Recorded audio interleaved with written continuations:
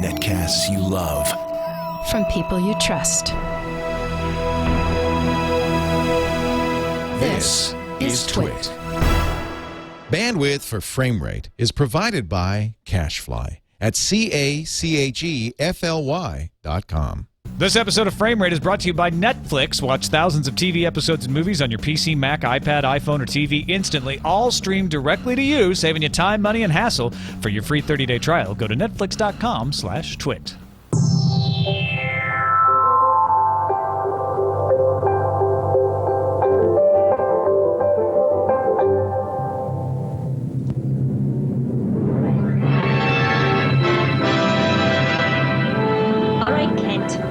I don't know how it works on the farm, but here in the big leagues, you can't run out on one of your little potty breaks every time a big story's about to hit. For Pete's sakes, Lois, can I help it if my bladder gets a little silly Susan when I get nervous?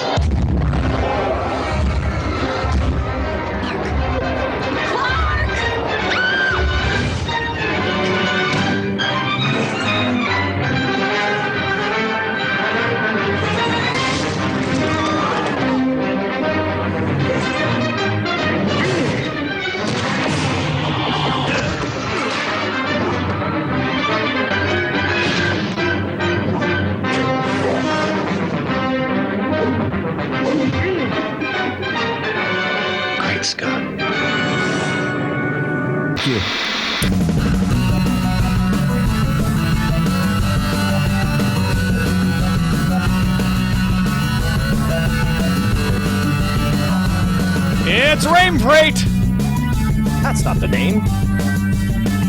What's the name? Framarate.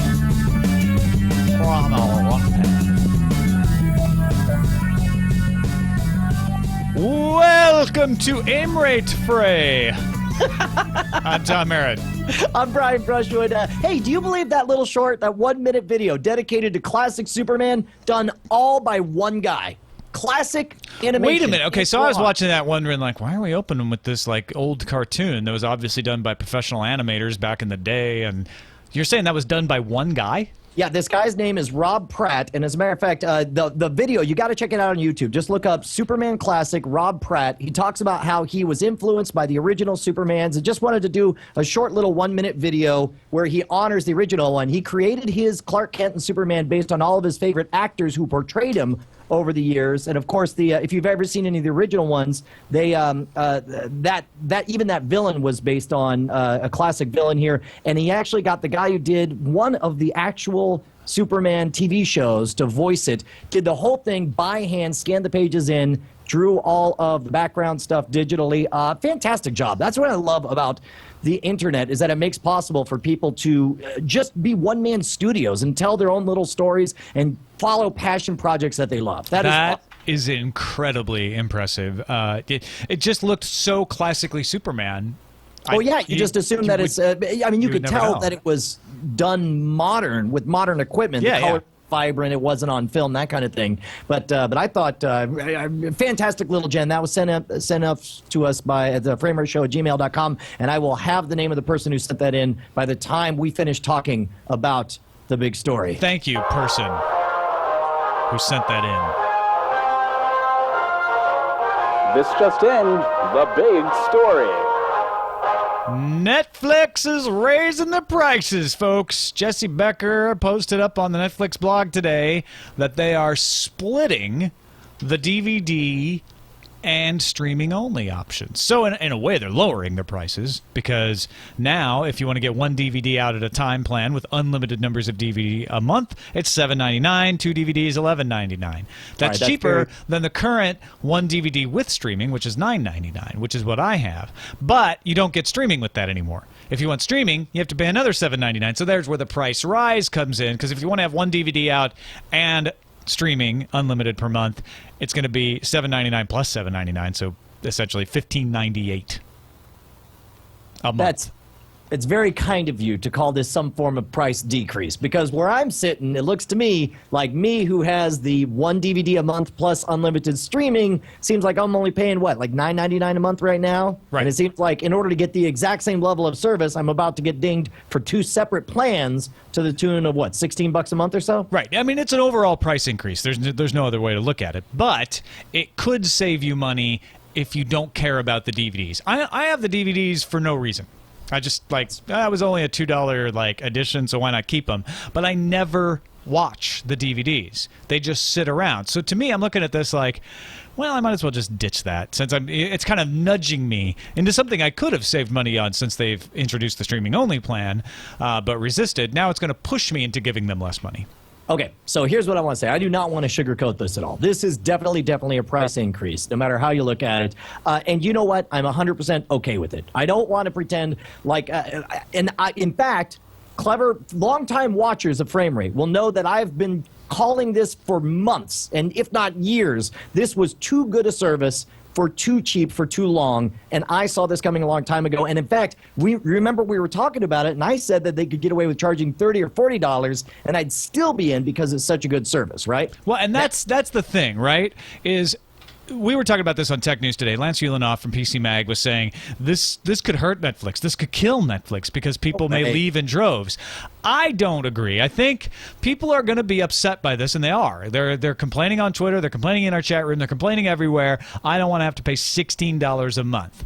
But once that's done, and they've looked at the competition and looked at the other alternatives like Amazon with Amazon Prime, which is a pretty decent alternative, or Blockbuster, which is less decent alternative, a lot of them are going to come back and say, you know what, it's still a pretty good deal, or, well, I'm just not going to pay for the DVDs anymore. And I think that's what Netflix wants. I think Netflix is saying, we don't want to pay for the shipping. We kind of want to phase out that DVD side of things eventually and just have the streaming. And we want to make as much money off that streaming as possible because the bill is coming due for streaming rights, and it's going to be huge now that there are a lot of other competitors in the market bidding up the prices to get the rights to stream stuff. There was a brief window when there was there's always, whenever there's a new form of communication, there's this brief window when nobody really knows what stuff's worth, and you just run blindly forward, hoping that your business model will take root and expand. And for example, the days when Buy.com thought that it could be ad supported and sell every single item at a loss.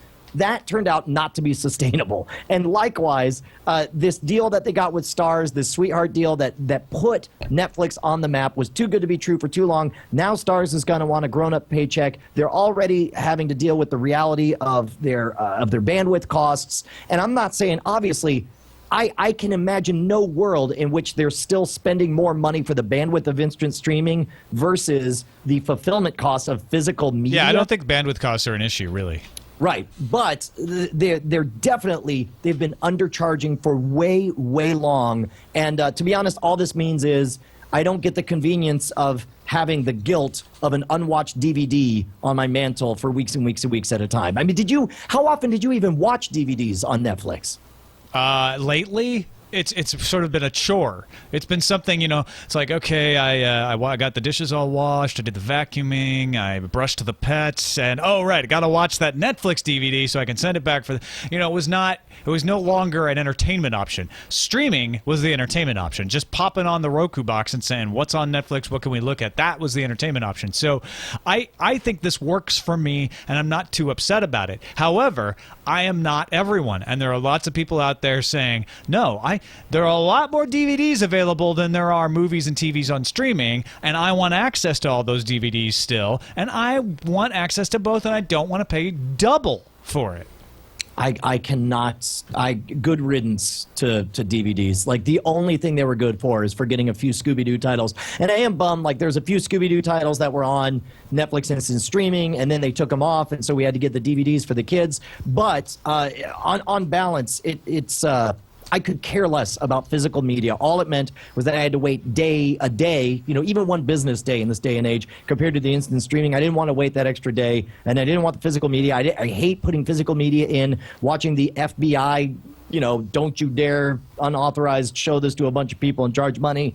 The waiting for the menus and clicking through all that stuff. Good riddance to all the physical media. And if this is a step to encourage, now, obviously the pricing is not so sweet that I'm like, hooray, I'm saving a whole $1 a month by not, getting physical media. But I do like the fact that Netflix is finally recognizing that its instant streaming service has value, and they're starting to charge for it appropriately. Because originally, when it first started, it was like, hey, man, get Netflix. By the way, you also get free instant streaming, whatever that is. But nowadays, people know what it is. They know how good the service is, and it's not. They're charging what they should be charging for. They're still not charging enough. They could get so much more money out of people, and they'd still pay. Not that I'm saying I want them to. Streaming was just a throw-in. Remember when they first launched it? They said if you have the 3 DVD plan, you get 3 hours of streaming a month, and they had a limit on the amount of streaming based on what you're paying. And then they said, you know what? That's restricting adoption. People aren't using it, and what we want to get them hooked on the streaming. So they got rid of it.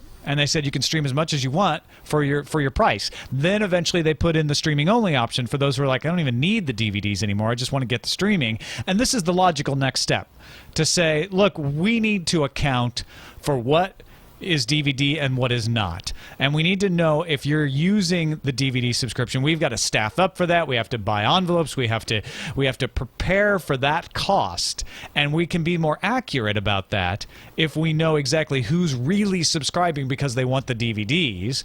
And we can pay for that better and start to scale that business appropriately. And then get the people who are really just streaming to put their money in the streaming, take that money and take it and bid on the stuff that we want to add. I think Netflix is gambling here that they're not going to drive enough people away to make a difference, and they're going to be able to take that money and increase their selection on streaming. We'll see if that gamble pays off. Well, and keep in mind, if there's a silver lining to this, it could be that number one, it forces people to pick a side, because I suggest that very few people, I think the vast majority of people, actually, I don't know, I can't speak for other people. Talking for me, I know that this is a no-brainer for me. I drop physical media, and I don't do 2 subscriptions at once. Second of all, if I'm dropping physical media, and now I'm only paying my fee to Netflix month over month just for the instant streaming service, that suddenly changes my expectations. Because right now, if there's a title and it's not on instant streaming, it's always there or almost always there on DVD. And I'm like, well, I guess I could put it in my queue and get it eventually. All of a sudden, that's not okay with me anymore. If it's not on instant streaming, and if it's a reasonable amount of years since it came out, I want to know why they don't have it. And now I, as a consumer, am going to put direct pressure on Netflix. They're like, seriously, why is the original Clash of the Titans not available? Why is the new Clash of the Titans not available? Or whatever. I mean, and keep in mind, I don't know which of these are or are not on the instant streaming. But the point is I will grow to have an expectation that any movie more than 15 years old should be on Netflix instant streaming, and I will start to seek that completeness, and as a consumer, I will put pressure on Netflix to demand that kind of thing. Uncle Big Bad in the chat room makes a really good point. He's like, it isn't more expensive to stream the movies than it is to ship the DVDs. In fact, it's arguably the opposite. It's probably more expensive to ship the DVDs, so why are they the same price? Wait, are the 2 plans the same price? $7.99 for 1 DVD a month, unlimited number of DVDs, and $7.99 for unlimited streaming. I guess the difference is there is a dollar premium to the value to the consumer of getting what you want instantly. And that makes sense. I think roughly the 2 services are of equal value right now. One, you get the wider variety of movies. And higher quality of movies, especially if you ship in a little extra for the Blu-ray. Right, correct. But you do have to wait an extra day, and some titles won't be available at the moment that you want them. And the trade-off is, with instant streaming, you get anything you want, multiple movies, movie after movie, nonstop, but you have a limited library and a reduced quality. I think it's a fair trade-off right now. Hey, good news, Europe. If Netflix makes it to January, you're getting it. Netflix's long-awaited European debut may have been scheduled for January 2012, according to Spaniards. You weren't serious about, like, if Netflix makes it. Like, I mean, you're just responding to the chat realm, sitting there crying, saying Netflix. Yeah. No, I fully expect Netflix to be around in January. Okay, I'm 99.6% sure they'll still be around in January. But according to Spanish papers, European version of Netflix coming in 2012 sometime. Well, good, because I, for one, my heart goes out to everybody who repeatedly and very loudly writes us at framerateshow@gmail.com telling us that Hulu or Netflix or whatever isn't available in Canada or Eastern Europe or whatever. Our hearts are with you, but And it's going to Latin America. It's in Canada, and you know what? The people in Canada are like, yeah, but our selection is crap. And that was actually true of Netflix when it started in the U.S. By the way, that's very un-Canadian of you to complain about the selection. I don't expect Canadians. Well, that was my Americanization of what they said. You know, what they actually said was like, well, you know, I hate to point it out, but you know, the selection of the Canadian Netflix, I don't know. It seems like it might not be quite up to the same level as the American one. Want to play some hockey.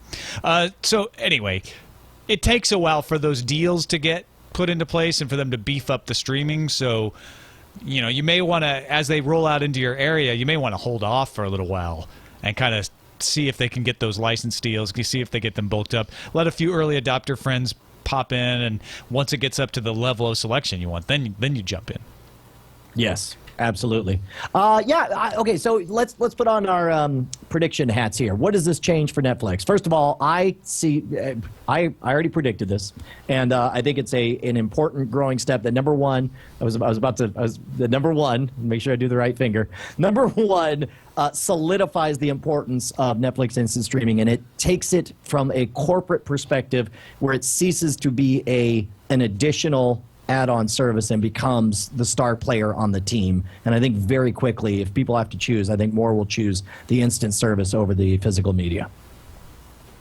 I really honestly can't add anything to that. I think that's dead on. In fact, I would look soon for Netflix to start touting some major acquisition or other.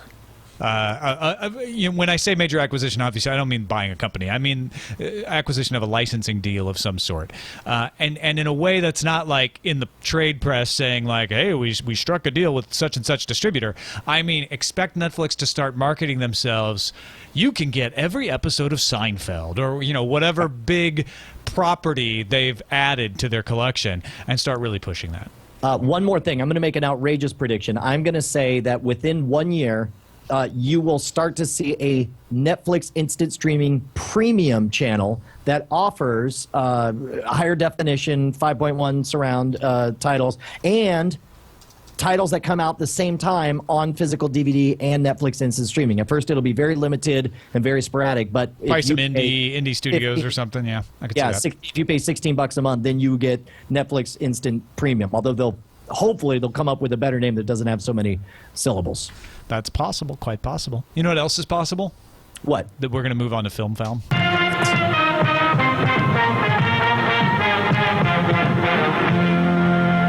the way, Tom. Been hit.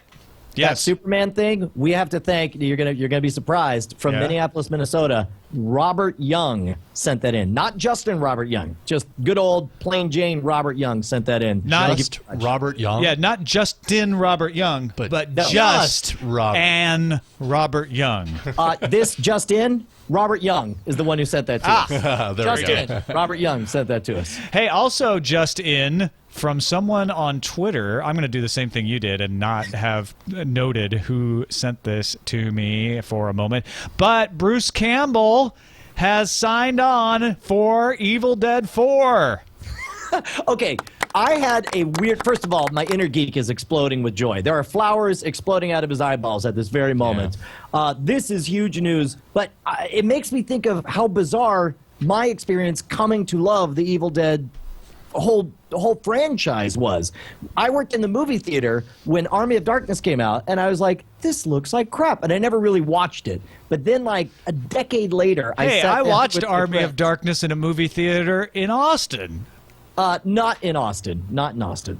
Oh, okay. It was in Houston. I worked at the movie theater in Houston. But the point is like in the theater, it just looked too low budget and crappily made, but all the things that made me hate it in the theater made me love it when I watched it on the small screen. You ever have that happen to you? Well, yeah, absolutely, right? I believe Evil Dead was like that for me because the first time I saw Evil Dead 2, I saw it not in a theater. I saw it in a university setting. It was one of those things where they had it up on a big screen. They had a projector and all of that. And I was like, oh, so yeah, I get it. It's trying to be campy and it's kind of funny. And then when I watched it on VHS, maybe a couple of years later, I was like, this is awesome. Like it was the same franchise and it had that same effect. That is awesome. Yeah, I had the same Multiplicity, that terrible clone movie with Michael Keaton. Watched it in the theater, hated it. Saw it on HBO. Oh, it's kind of cute. It's kind of cute. Citizen Kane was not like that for me. I liked it in the theater and on later on my television. So is there any rumor about what will be the content of Evil Dead 4? Not as far as I can tell. Or will it be a third remake of the first one? I guess it would actually be a second remake. Army of Darkness was a different take. Yes, Army of Darkness was a different take. So it would be a second remake of the first one potentially. Yeah, I don't think it's going to be. Wait a minute, I never saw the first one, but I just heard that the first one was pretty much just a serious version of the same stuff. It is. Yeah, they were intentionally campier in the second one because they realized that's what worked about it, and they had a bigger budget. But it is technically a sequel because they allude to the previous story, even though the previous story is exactly the same as the second one. Right. Let's what else to say about this? Well, then let's move on to the new Apollo 18 trailer. Apollo 18 purports to be a movie. Well, it is a movie, but it claims to be a moving picture. I don't think it's possible, Brian. Just time and space. But it's about a purported 18th Apollo mission. Apollo 17 is the last mission to the moon, but apparently there was another one, Apollo 18, that no one knew about, and this movie tells you why.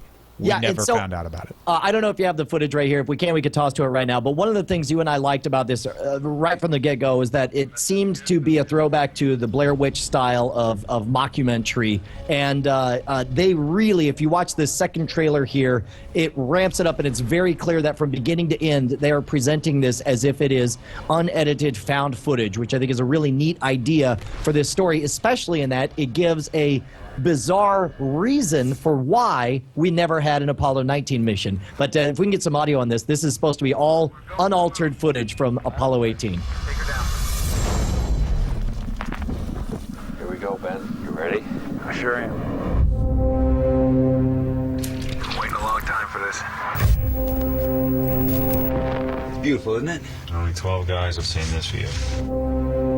Day 1 DOD mission report. I gotta document this. Nate says he never snores in his sleep. Now I got proof. Houston, how does the motion sensor look? Hear that? Yeah. We've been experiencing unexplained malfunctions. Look at this. Flag's gone. Tracks. They aren't ours. They lead away from our site. Mike, you're picking up interference. I've never heard anything like it. Restoring communication needs to be priority 1. Without that, we're not going home. What the hell is going on? Looks like the hull's insulation is damaged. Something's moving. Something's inside my suit. Nate!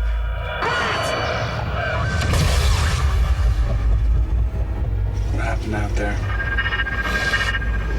Infection is spreading. Stop! Angel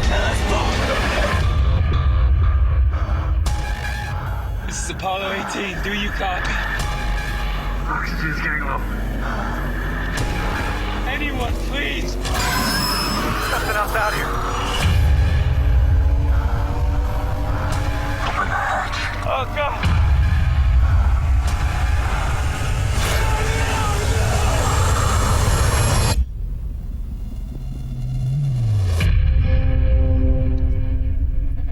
So, first of all, let me state disclaimers out of the way. I did not like my movie experience of the Blair Witch Project. However, I loved the idea of the Blair Witch Project. And the best part of the Blair Witch Project were the little, before viral videos were even a thing, really, before there was a YouTube, they would post these little making of clips that appeared to be from a bigger project talking about people interpreting the footage. Whereas the actual execution of the movie, I thought, had a lot of things that didn't make sense if this was really found footage. It is my hope that being somebody who loves the story of the Apollo missions, being somebody who loves the idea of this found footage documentary, it is my hope that this could be the experience I wanted to get out of Blair Witch over a decade ago. How about you, Tom? I think it's fantastic that they were able to get access to the original sets where the moon landing was shot. Was faked. Where the moon landing was faked. You know, and then they're able to continue the tradition by faking aliens on the moon. It's so meta. Help me get past this really. I will admit right up front, this is a ridiculous objection. All right. But so help me, if you can just help me like jump right over it. If there was an Apollo 18 mission, it would have been covered. All of the missions were covered on television. Even if they were, nobody watching them, they were covered. Every space shuttle launch is covered. How is that? Why? What is the explanation? And maybe it's in the movie for Apollo 18 being done in secret in the first place. Occasionally, a movie will muck up an explanation. For example, The Matrix. There's this little moment when they explain that the reason that they have all these humans in hibernation is because they need it for the energy. And see, the bodies combined with a form of fusion give them all the energy they need. And I'm like, I'm sorry, did you say you have fusion? Then why are you messing around with human bodies, right? That's the dumbest explanation of all time. That's a cleverly hidden flaw. I get that. Okay, but so in my mind, I rewrite it and say, well, what they meant was we need to harvest the problem-solving capabilities of humans. So we keep you all in a dream state, and that's why the Matrix exists. When you think we're doing paperwork, really solving our problems for us. Then all of a sudden I'm okay with it, right? Likewise, maybe they'll cover it fine in this, but if they don't, let me give you one in advance. For security reasons, since it's the Cold War, they don't want to show anything blowing up. It would make America look bad. Every single of the previous Apollo missions had a 3-day delay. Only after... I like it. Would they release all the footage in real time? They gave the illusion of live footage when, in fact, it was never really live. When 18 went so badly, they, blah, blah, blah, blah, whatever, something like that. And then you'll be fine. Does that work for you? It does. I immediately jumped to Apollo 13 and say, well, it was a 3-day delay. Did they wait longer until they were sure? Okay, it's a 1-week delay. I can extend the delay. But no, that is exactly what I was looking for. Thank you, sir. You have restored my ability to enjoy this movie. Thank goodness. I'm excited about it. Who owns it? Does anybody own it in the draft? We did not have Apollo 18 in the draft. Yeah, it was excluded for some reason. I don't know if it was a delay or what, but it was in there initially, and then it got removed. It was excluded for being too awesome. I think its date either got moved or was indeterminate. In fact, I vaguely remember someone saying, well, wait a minute, they've changed the date of Apollo 18. Yeah, I think it got changed. And we had to actually take it out. Yeah, that makes sense. Sure, hey, speaking of which, I guess it's time to check in on the NSFW show Summer Movie Draft. Oh, yeah. Just calling it the NSFW 2011 movie draft makes it sound a lot more interesting. Yeah, right? This is the movie draft of boobies. So last week was your movie, Zookeeper. You only have one more movie left, Captain America. Zookeeper did you a fine, upstanding $22 million. That's not the opening weekend I needed. I was hoping the Zookeeper would be the next Grown Ups or the next Night at the Museum. Instead, it appears to be the next Your Highness. You are now down at $378 million, ranked number 4. Justin Robert Young still on top for another week until Harry Potter comes out at $466 million. But Sarah Lane just behind him at $438 million. She has Harry Potter and the Deathly Hallows Part 2. She is likely to come close to doubling her total. Oh my gosh, it's unreal. Wow. Thank goodness nobody's actually going to watch this. Harry Potter, you said it's called? Perry Hodder. Perry Hodder and the boring school book. Yeah, Perry Hodder, attorney at law. I've heard if you go to see that movie, you will get malware, so be careful. Wow. It's like a snow crash virus that ruins your brain if you go watch it. Now, I'm excited because we've got a couple, we have a week, after Harry Potter, you get Captain America, you get your last shot. It's a good shot. Captain America's looking fine. Then we're into Tom country, where all my marbles are on the table to be bet. Tony, edit this out. We can't be having that kind of language on this show. This is not an SFW. Cowboys and Aliens, The Smurfs in 3D, and Rise of the Apes. Cowboys and Aliens and The Smurfs on the same weekend, Rise of the Apes the week after. That either, overperforms and puts me over the top, or I'm out. But I will actually go out of last place at that point. I am certain of that. I'm at 169 million. Cargill's in front of me at 377 million. I think the Smurfs is already being advertised, is going to bring in the kids. I think Cowboys and Aliens, which is also being advertised, is going to bring in the peeps that don't have kids, and then hopefully Rise of the Apes isn't panned. But I think Rise of the Apes is my Achilles heel. No. Rise of the Apes is one of your better picks because here's the thing. Exchange, it's currently projected to do over $100 million, and you got it for only $10. We'll see. The buzz on this just keeps getting better. Here's my problem. Last night, dinner table, Eileen Rivera, my wife. I don't know if I want to see Rise of the Apes. She's a freaking canary in the coal mine for this kind of stuff. What? It took the wind out of my sails because I was up there. I was like looking at that Hollywood Stock Exchange, feeling good about it, and then as soon as she said that, I'm like, uh-oh. You stayed married to her after that? What's her birthday? No, of course I stayed married with her. You're like, no, of course I divorced her instantly. No, of course. What up? This marriage is annulled as of this moment. Let me see. I still think I have a chance, provided, let me do some calculations here. Yeah, all Captain America has to do is make $873 million on an opening weekend, and I'm golden, as best I can tell. Good. All right. There we go. Well, that's I'll tell you what, though. I mean, pretty much wrap up the prize and give it to Brian, folks. Sarah is running away with this. She's projected to make over $800 million and stomp all of us. But we really do have a 5-way race for second place. Yeah. I can't believe this. Like, my heart is set on second place at this point. I'll tell you what, we should do a side wager on between you and me doing second place, because that's what it's been, the two of us back and forth, and it all comes down to Captain America for me, because Zookeeper. What's the color of your money, Brian Brushwood? It's mine's blue. Mine is silver, in that I've got a nickel for you. A weird green and yellow combo. Some more Canadian cash. Yeah, it's a he carries around with that him stick everywhere. never gets old. Yeah, man, dude, we actually do have an interesting race for second place here. Yeah, I'm in. I'm all about it. Let's move on to tube tops, though. We got lots of tube tops to talk about. Tube tops. We don't really have a whole lot of news in the tube tops world because it was premiere week. All the big summer geek movies came back around the last couple of weeks. Sci-Fi had all of their big premieres last night on Monday, so we're in full swing of the summer movie season. And I hear you just parked your butt in front of Cartoon Network recently. Let me tell you something. I just spent the last week in a trailer down by the beach, and it was awesome. That's why you have this awesome raccoon-eyes sunburn that I have rocking right now, and why I look kind of like a beach bum.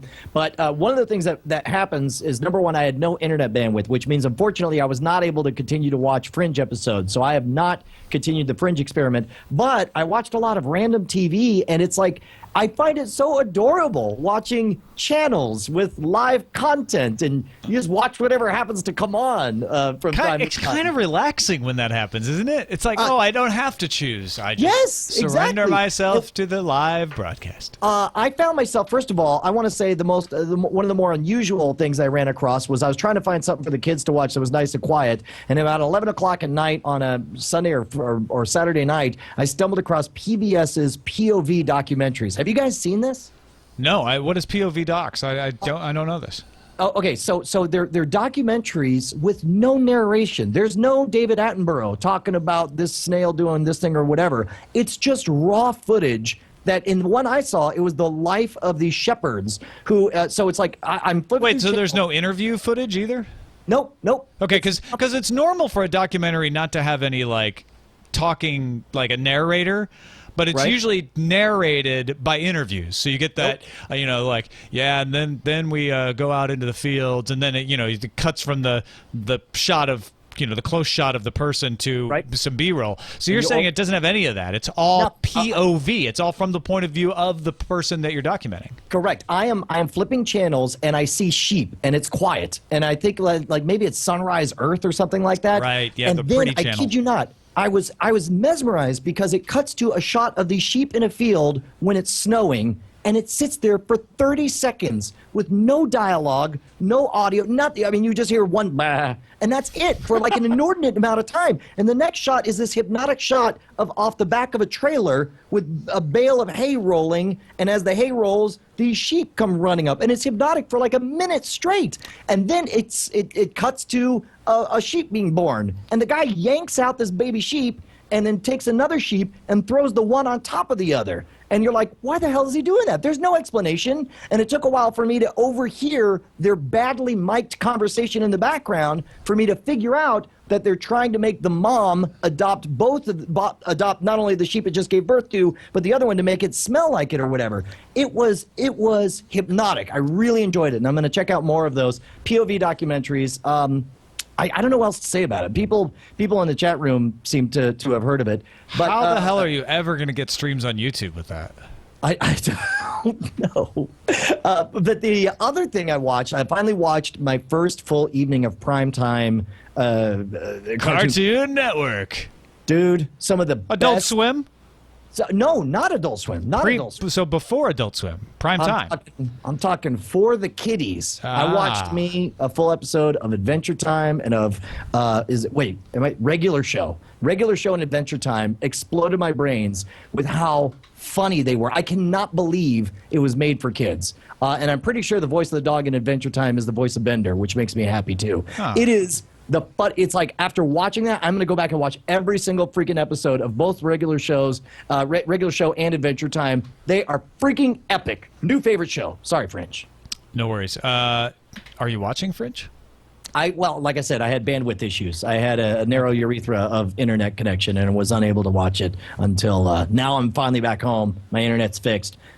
Fringeathon 8000 starting ASAP. You didn't have a going problem. You had a growing problem. That's right. I had difficult growing the episodes. The bandwidth meter just sort of stuck there and just didn't keep on rocking. Well, I have been watching Breaking Bad. I'm a couple episodes from the end of season 2 now, and season 2 seems to me to be a continuation, a very good continuation of season 1. Season 1's only 7 episodes, so it makes sense that you just kind of stay in that same vein. So I have a question for you as a Breaking Bad veteran. It looks like I'll probably, if not finished by opening day of the new season, at least get pretty close.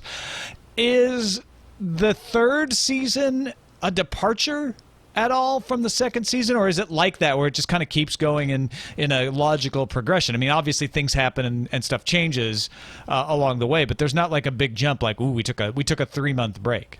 No, I'm going to say the everything is a regular progression. The whole series is like a fractal in that you glance the whole story. It's the same story as you see in episode 1, but like a fractal, you zoom in and you see more and more intricacies, and you see how different characters react to things that they learn and that kind of thing. The only negative I can say in all of Breaking Bad, and you'll see it when it happens, I forget which season it is, but there's this break when all of a sudden you could tell one of the actors got some cosmetic work done. And it's this 1 year when all of a sudden the teenager, the 16-year-old teenager, suddenly is clearly like a 23-year-old man.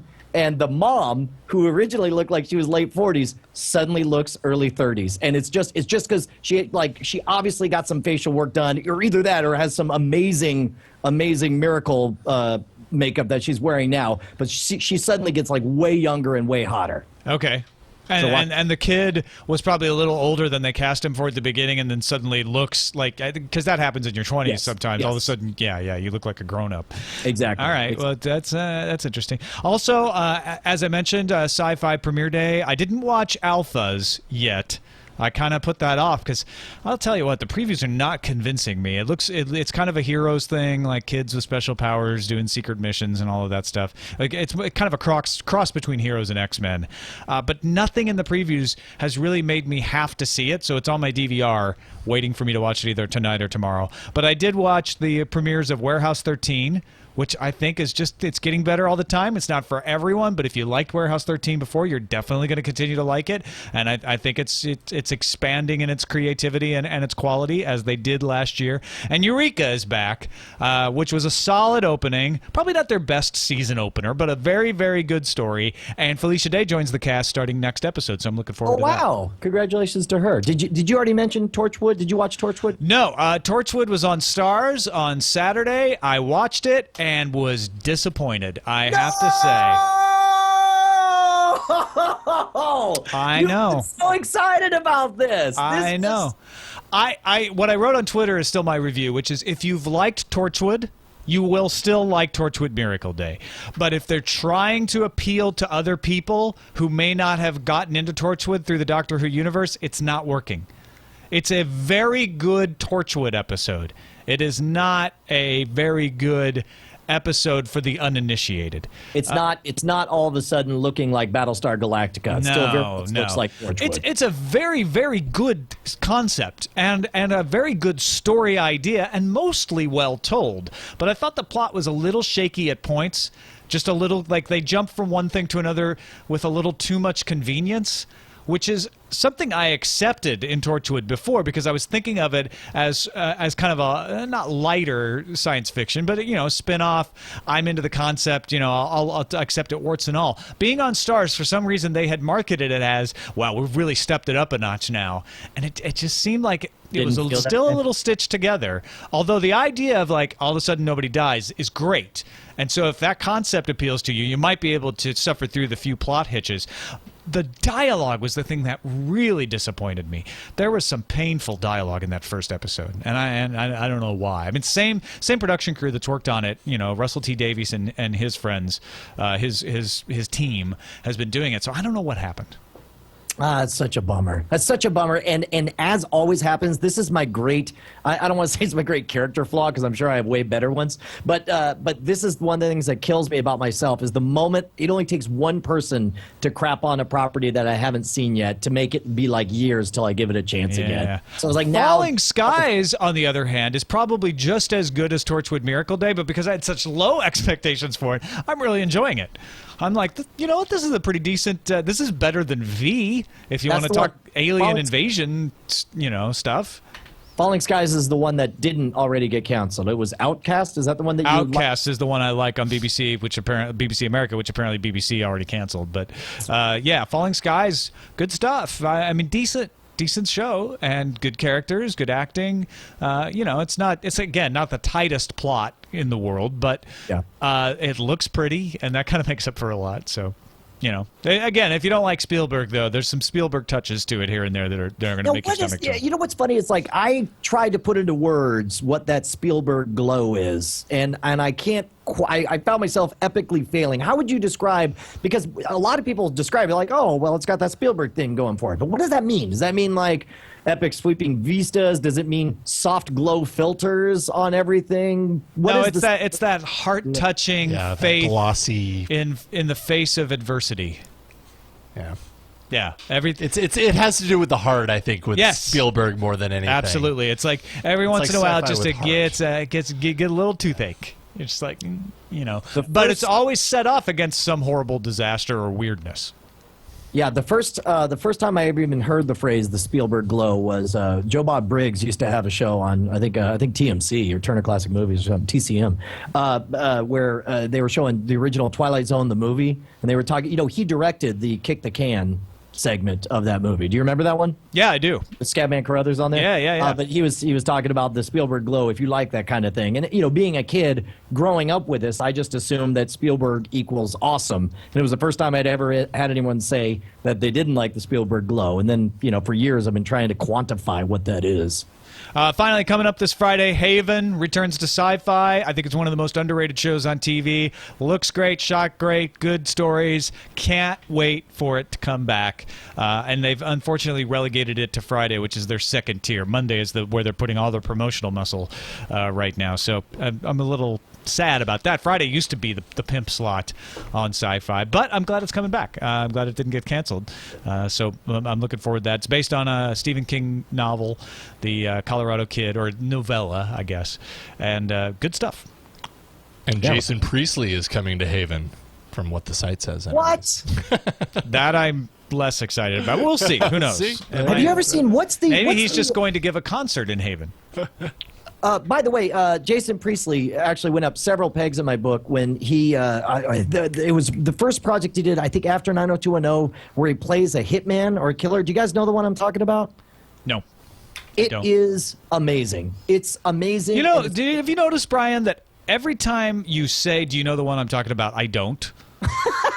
Well, the problem is... Only when you don't say it am I like, oh, yeah, I know that one. Well, no. The problem is I hold you in such high regard, and you have so much more geek credit than I do, that I just assume any movie or television show that I want to reference, like, you've already hey, do you know seen. about this? Like, no, I never saw it. Nah, here. You know what? I'm actually going to see if I can track down the name of this thing. I'm going to put here Jason Priestley. Meanwhile, our sponsor for the show is, of course, Netflix, after our big story about Netflix at the top. So all I'm going to say about that is netflix.com/twit is the place to go if you want to try it out for free for 30 days. You're going to be under the new plans now, so if you want to experiment with them at no risk, try it out. Netflix.com/twit. We thank them for their support of Frame Rate. And we move on, unless you've got it right now.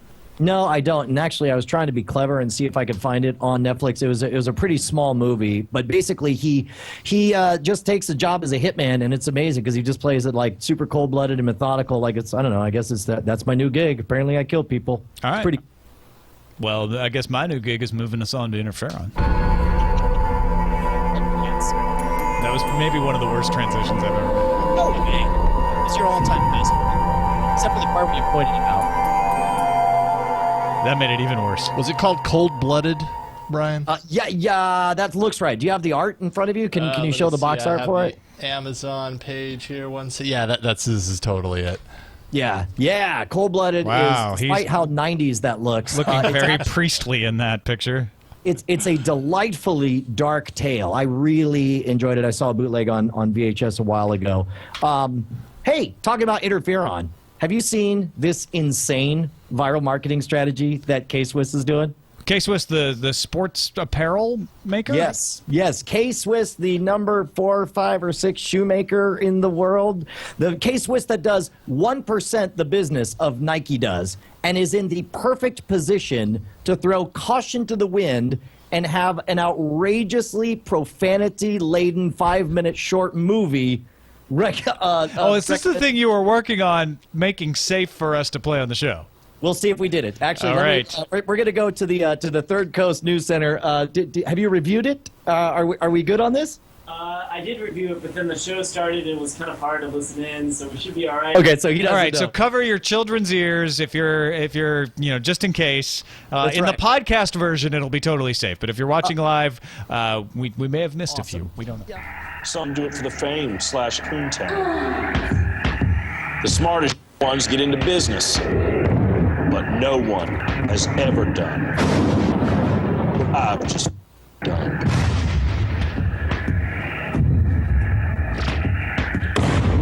I own 51% of KSwiss stock. Gotta be kidding me. I'm not kidding. I'm in and you're out. Now get the out of my chair. Konnichiwa, bitches. I'm Kenneth Powers, the new CEO of KSwiss. You're thinking, Kenny Powers, why in the would you want to be the CEO of a business when you could easily just be out living the life of a functioning derelict? Well, the answer is simple. I'm changing the sports world. I want to get everybody to stop acting like all the time. Oops. So I didn't just sign the baddest athletes. I hired them to run the company. What's up, dog? I killed you. I started the rebuilding process by enlisting all-pro quarterback Matt Castle to command my high-powered marketing offense. K-Swiss Tubes. We let the dogs out. Emphasis on we. Who did it? We did it. It's good, Castle. K-Swiss Tubes. Come at me, bro. Come at me. It's incredible. Touchdown. Fantastic concepts, Castle.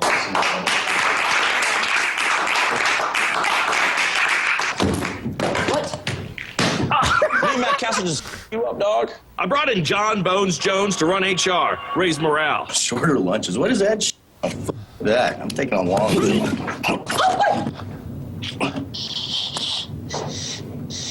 And for Director of Community Outreach, I got the ultimate people person, Jillian Michaels. You want to look like a burrito in your prom dress, huh, Blondie? Bleed, bitch! Bleed! Lastly, I brought in Rey Mysterio, head up security.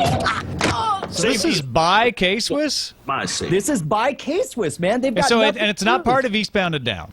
No. Well, I mean, it's the character from Eastbound and Down, right? Right. But it's Totally. But this is KSwiss. It's put out by actually the account on YouTube is KMF Powers for Kenny Powers.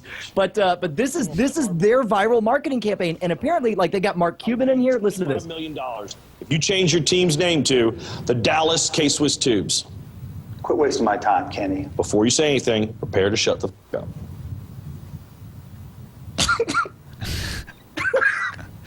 I'm thinking you're a dumbass, Kenny. I'm making marketing that touches my audience deep inside. K-Swiss. So anyway, this is the exact right move for a third or fourth tier shoe manufacturer who's got nothing to lose. Apparently, they're investing so much of their money that it's affecting their bottom line on profitability. But you notice they got for example, they got Michael Bay on here. Here, listen up, all right?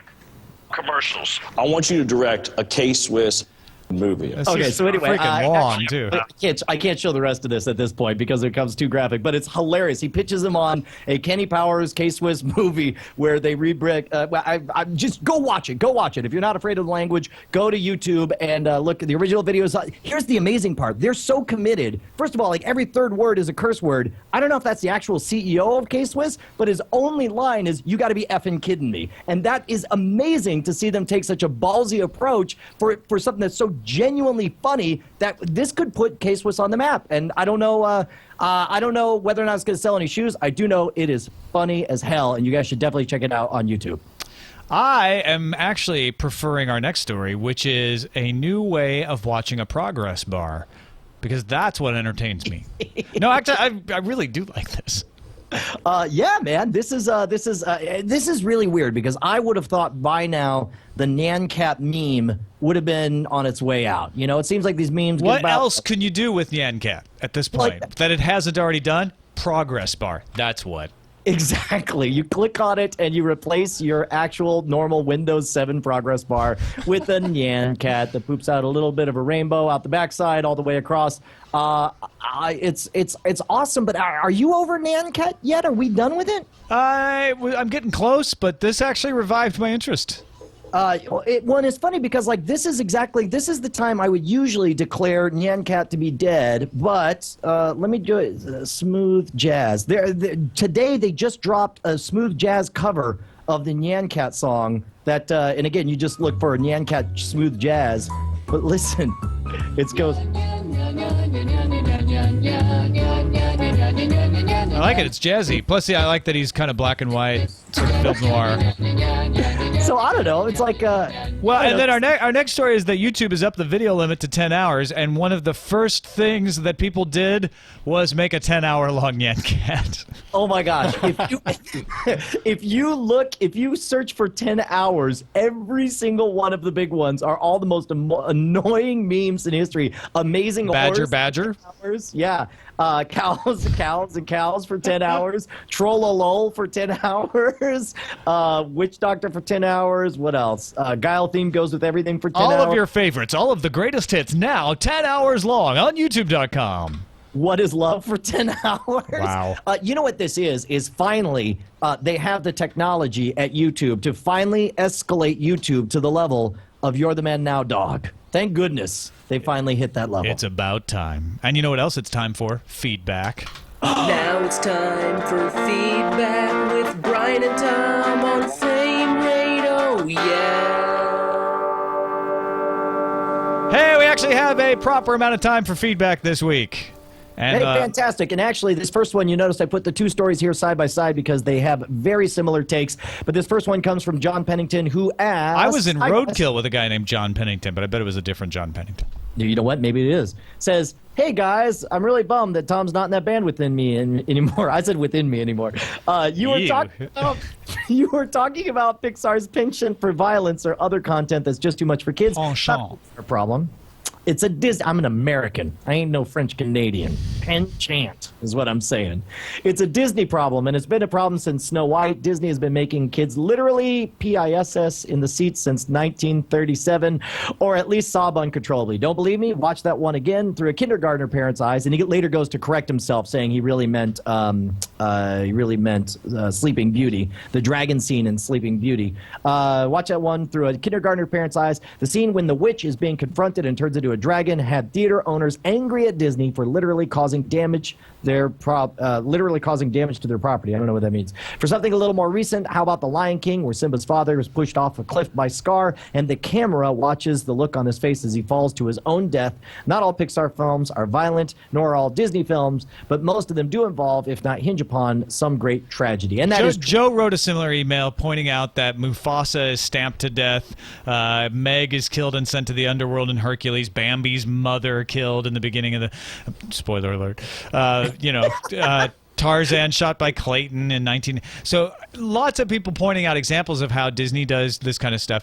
But so what I wonder is, why didn't we hear the outrage? And we are with Cars. I think there's something in the approach and the relationship of what happens in Cars, and maybe our current mindset about torture and terrorism, I don't know, that's different than these more acceptable, although equally, arguably, as Joe has said, violent images. There's something in Cars that really set people off. I'm going to say that it's not the what happened, it's the how it was happening. And what I mean by that, and I haven't seen Cars 2 yet, so I can't speak to it, but I do know this. Pixar are absolute masters of conveying nuance in character facial animations, and you believe everything about them. And for some reason, like, I could draw a cartoon butt, and it can be hilarious. Someone more talented than me can draw a cartoon butt that finds you unexpectedly aroused. And then you're like, one's not okay because they're like, ooh, that brought something out of me that I'm not ready to have brought out while I'm at the kids' movie. The other one, like, haha, that's a funny butt. And so I'm going to say Pixar may have unintentionally brought something out of people that made them uncomfortable. You know what? That's a really good point. And the fact that it's Cars, I think, extends that issue because Bambi's an animal. And so animals die, and I'm expecting that, right? Yeah. But Cars is so removed. It's so like, well, these are imaginary cars that talk, so that when you do start feeling what you're talking about, it makes it that much worse because you were less prepared for it. Yeah, well, exactly, and especially, given the nature of the first one, essentially having a graphic, Jack Bauer 24 style, electrocution torture scene, especially if it's executed well. And let's face it, if there's one thing that Pixar does amazingly well, it's convey misery. If all of a sudden you're experiencing that, what you thought was going to be a childhood romp, I could see getting upset about it. Jalal from Chicago writes, I often hear you guys talk about how theaters need to go above and beyond to provide an enjoyable movie experience in order to attract customers, and how the Alamo Draft House is an example of how this can succeed. I have two similar theaters in my area called Hollywood Boulevard and Movie Co., and I agree that these provide an awesome experience and are often worth the extra cost. However, I would like to know what you guys think of drive-in theaters. I've only been to one, the Cascade in West Chicago, but the two times that I went, it has been worth it. In case you're interested, there are links to two sites that list drive-ins by state. I'm not sure how accurate they are since the design has not been updated in some time, and drive-ins tend to go out of business, kind of go in and out of business if they are kept alive at all. Now, what do you think about this? Last time I went to a drive-in theater was a little over a decade ago, but I've probably been to 3 or 4 in my adult life. They're so rare. It's so hard to find them these days. I loved drive-ins. That's where I saw Star Wars for the first time, was at a drive-in theater in Springfield, Illinois. Well, and all of them have been, in my experience, in the last 15 years, very shabby, second-rate movie-going experiences. Have you experienced the same thing? I haven't been to a drive-in since early 90s, and yeah, it was the 99-cent films type of situation.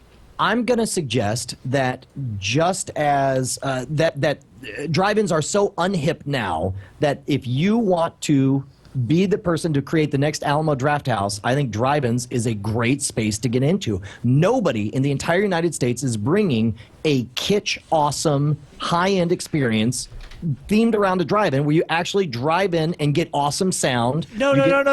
I think you're absolutely right, and somebody should do that. But also, someone should actually create a drive-in where the cars are all classic and they're already there.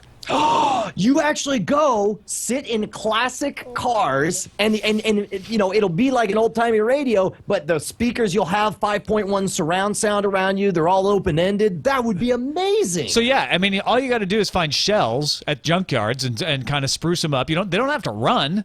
No. But people can get in and sit in like an old 55 Chevy and watch a freaking drive-in movie. Think about this. You could go full-on experience, and you hire sexy girls riding around in roller skates, and you do 50s themed popcorn or whatever, and you could even maybe give a discount as long as you look like you came from the 1950s. There was one I performed with this group called the Bindlestiff Circus, where they had one price for everyone, but a different price if you came dressed as a clown. Nice. And everyone who came dressed as a clown was invested in the show, and that's why those were always the most electric shows. If you make it the kind of thing, maybe you make it to where it's like, I'm sorry, you can only get in if you dress in 1950s appropriate attire.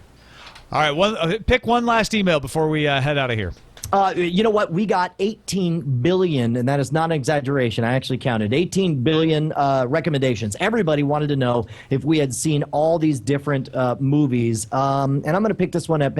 Some people are asking about the Winnie the Pooh movie, saying that he liked the old school animation style. Some people asking about Franklin and Bash. But I like this one. Tom asks, hey guys, you showed us the trailer for Super some months ago, and I was wondering if either of you saw it and what you thought of it. According to IMDb, the movie only made about $322,000, which I found odd considering the cast included some sort of big names like Rainn Wilson, Ellen Page, Liv Tyler, Kevin Bacon, and brief appearances by Nathan Fillion and even Michael Rooker. Don't those last two make you want to watch it alone?